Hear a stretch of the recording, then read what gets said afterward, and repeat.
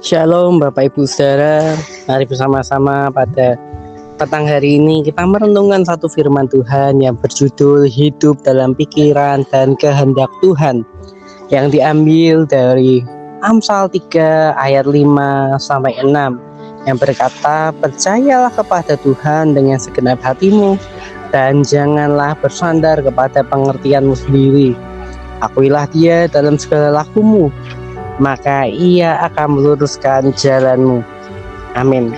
Bapak Ibu Saudara, memiliki pikiran Kristus berarti belajar melihat hidup dari sudut pandang Tuhan, bukan hanya dari logika atau keinginan kita sendiri.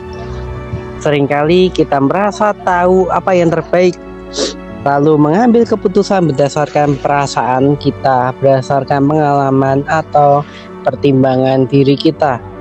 Namun firman Tuhan mengingatkan agar kita tidak bersandar pada pengertian kita sendiri, melainkan percaya kepada Dia dengan segenap hati.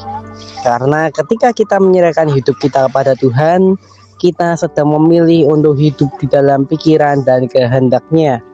Memilih untuk menyerahkan hidup dan pikiran kita kepada kehendak Tuhan berarti kita memberikan kendali hidup kita.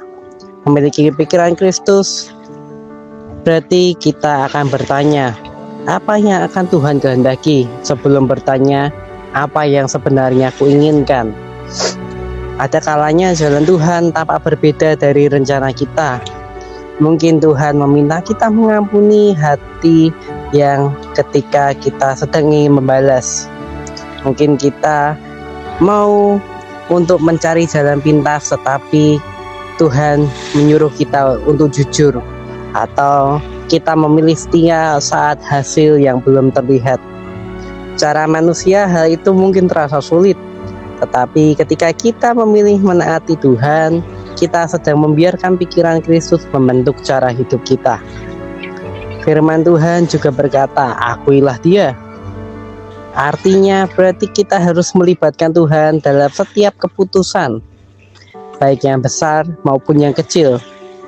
Mintalah hikmat melalui doa, renungkan firman-Nya dan peka terhadap pimpinan Roh Kudus. Itu cara yang dapat kita lakukan supaya kita hidup di jalan Tuhan. Karena itu memiliki pikiran Kristus bukan berarti kita mengerti semua jawaban, tetapi percaya kepada jawaban Tuhan meskipun mungkin terlihat aneh, terlihat tidak seperti di dunia ini atau belum melihat hasilnya, tetapi hal yang utama dan satu-satunya yang kita pikirkan dan kita lakukan adalah kehendak-Nya.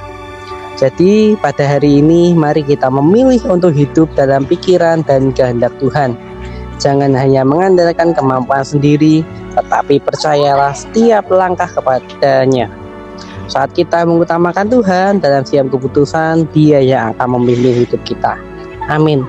Mari kita berdoa. Bapa di surga, terima kasih atas firman-Mu.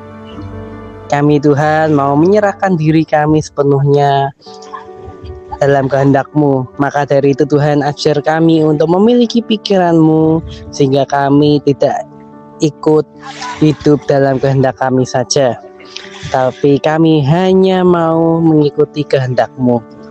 Berikan kami hati yang percaya padamu, karena kami yakin dan percaya pertolongan-Mu itulah yang kami butuhkan. Dalam nama Yesus kami telah berdoa, amin. Akhirnya Bapak Ibu Saudara, selamat beristirahat. Tuhan Yesus memberkati kita. Salam.